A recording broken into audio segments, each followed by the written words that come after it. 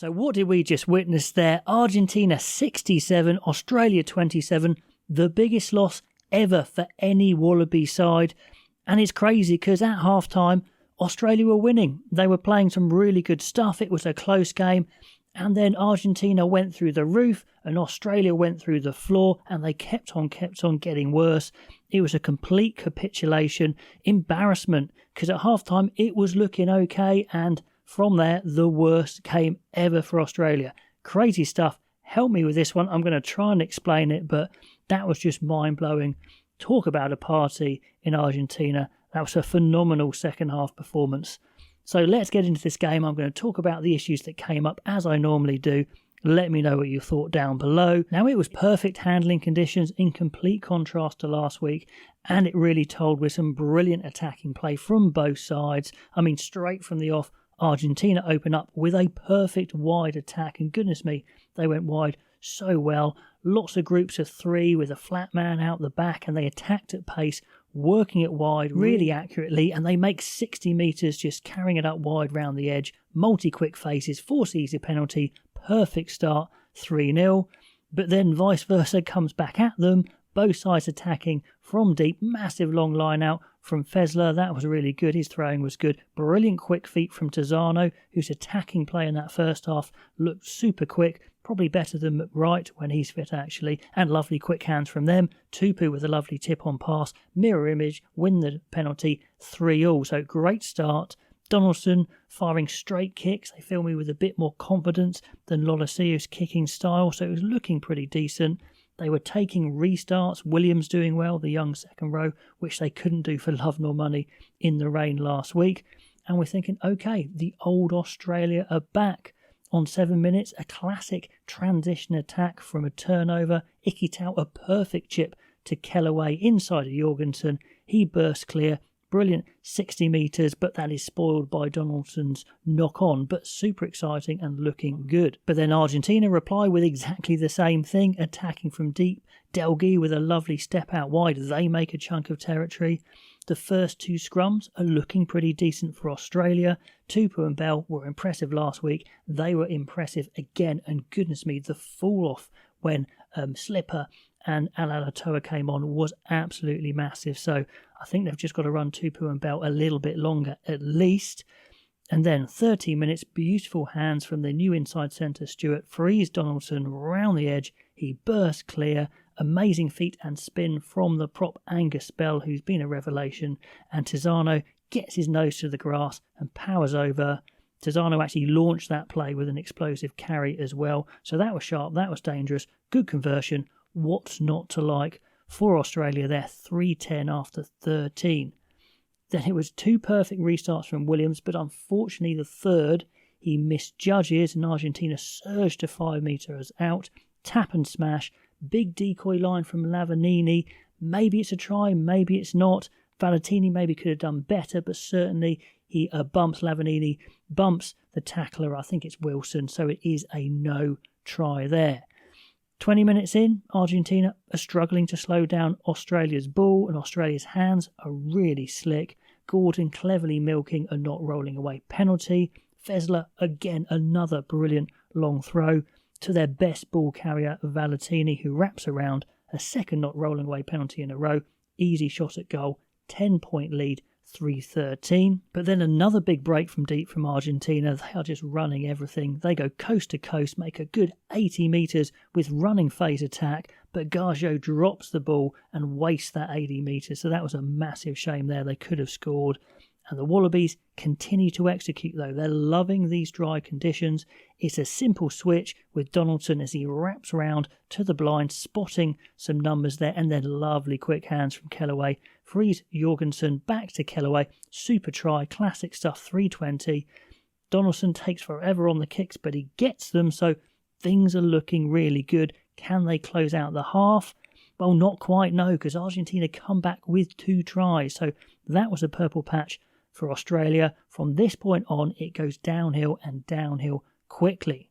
More attacking from deep from Argentina. Malia, who attacks super well from fullback, he attacks from deep, and they do go the length. It's those quick phases again, and the killer line is Macho Carreras, the winger who comes from out to win on such a sharp line. The inside defenders just don't see him coming, and he sighs straight through at pace. One of the best lines you're going to see.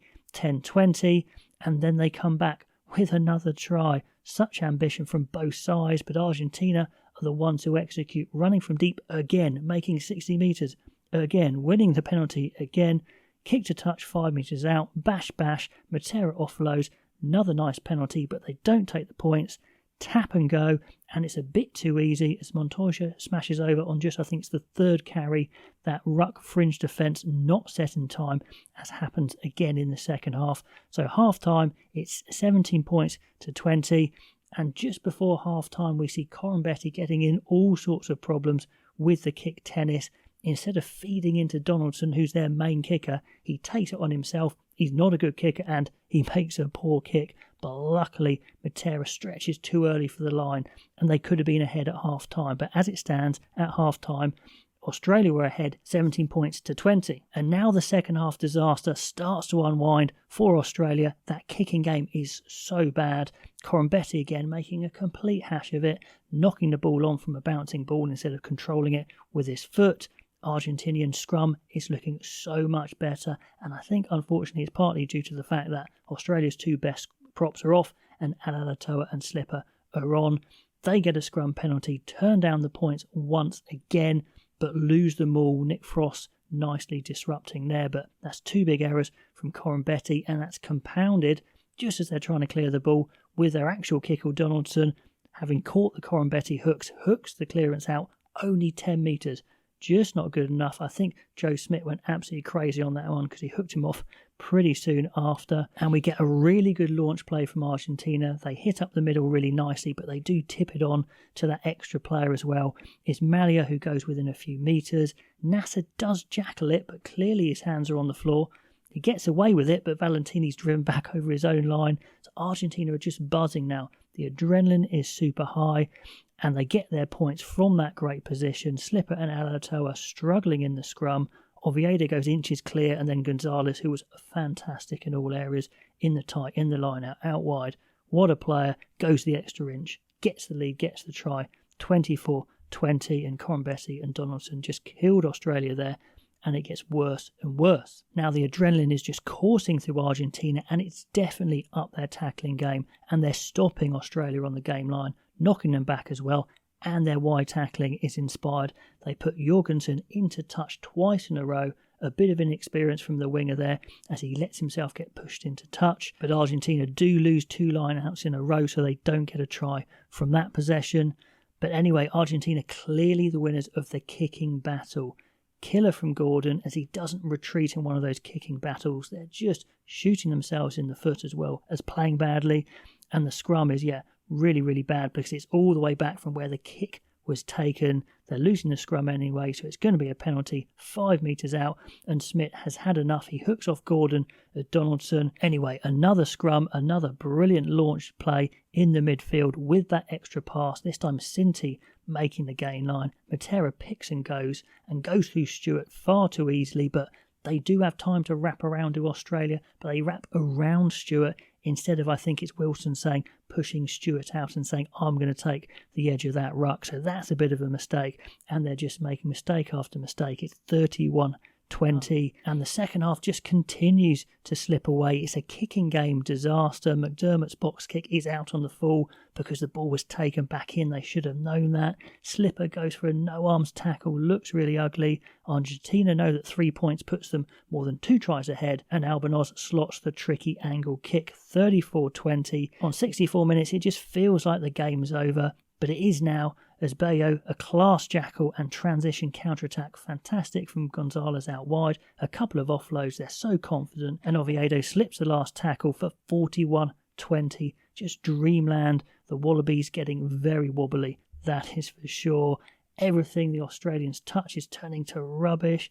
I mean, a simple switch from McDermott to Corambetti looks really good as Corambetti flies past Matera. He is clear to the line, but he's definitely lost a yard of pace, definitely lost some speed endurance as Albanos makes the cover tackle of his life to knock him into touch. I mean, when it's your day, it's your day. But Corambetti, I think, may be signing his retirement letter with this game. On 69 minutes, Australia do finally strike a blow. Argentina actually look to have the nudge in the scrum, but the ref gives the wheel penalty to Australia. McDermott, very sharp, taps and goes over. That's where he's got the advantage over Gordon. He is that bit quicker. Nice conversion from Liner, so that's where those two halfbacks do have a little bit of an influence. 41-27, and you think, can they come back? No, they definitely can't. The last 10 minutes is an even bigger disaster. Confidence still high, winning the ball back from the kick chase game at will, it seems, going coast to coast with great hands. Corambetti, he's absolutely walking at this point, gets turned inside out from Cinti, who's at a standing start as well, so it's just a horror show there. Brilliant quick hands from Santiago Carreras, puts in Malia in the corner. 46-20. I noticed that Sclavi had come back on this point and was not appreciating the extra running. He was shot, but it's just a riot. The stadium is absolutely rocketing. The Estadio Brigadier General Estanilo Lopez, rolls off my tongue, is absolutely jumping. Argentina are pumped. The pop passing is a joy to watch. Malia is on fire as he's worked in again for the half century of points. Australia are a broken team, and its pace and pass perfection sees Oviedo stroll in as half the Australian players have thrown in the towel or they're out on their feet or both. Corambetti can barely move, and I was even getting hamstring cramp just watching that actually happened. It's hard watching people exercise. With 1 minute to go, Argentina are moving the ball to Corambetti's wing at every opportunity. They're an inch away. Kellaway is yellow carded for being offside. They try and get one more try. They do. It's a maul. The ball goes wide to Cinti. Lovely pick up. He walks in. Does he knock it on? Well, it doesn't really matter at this point. 67-27. Party time from Argentina. The biggest loss in history for Australia. They went from excellence in the first 30 minutes to a complete farce. Definitely amazing from Argentina, but goodness me, mentally it was a complete breakdown. Was that the lack of experience in the team? Did they throw in the towel, or were Argentina just that good? So let me know what you made of that crazy game down below. Another big winner is South Africa, because they're of course in pole position to win the Rugby Championship, with Australia and Argentina getting a win apiece. But yeah, let me know, because that is the biggest loss that Australia have ever suffered in international rugby. Comments below, and I'll catch you next time.